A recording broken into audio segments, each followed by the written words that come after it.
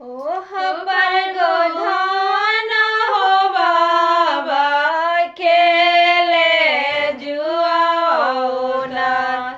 ओह पर गोधन हो बाबा खेले जुआ होता। अरे पर खिरी चाहो बहिना दाना हो पास।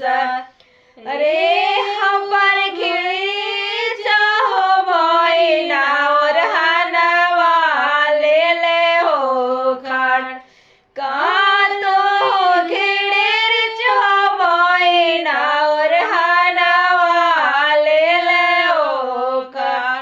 अरे बाबा के संपत्तिया हो बहिना आधा देवो हो ना। अरे बाबा के संपत्तिया हो बहिना आधा देवो हो ना। अरे बाबा के संपत्तिया हो भैया तो हरा के हो ना। हम दूर देसी बहिनिया मोटरिया के हो। अरे हम दूर देसी बहिनिया मोटरिया के हो। ओह पर जितेंद्र हो भैया खेले जुआ होता। अरे ओह पर जितेंद्र हो भैया खेले जुआ होता। अरे पर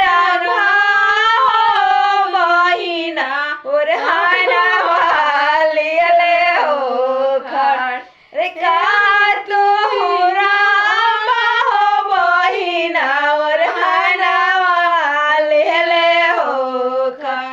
अरे बाबा के संपत्तिया हो बहिना तो हरा के हो दे।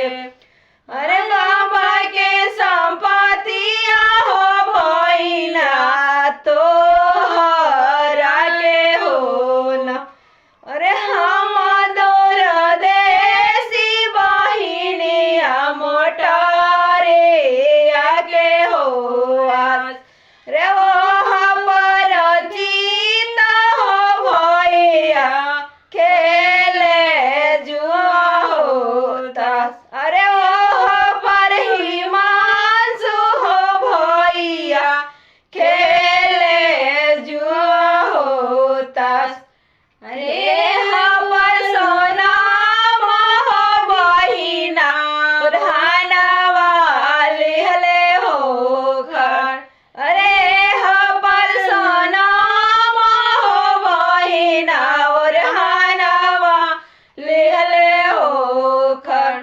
अरे का तो सोनम हो बहिना और हनवा ले ले हो खड़।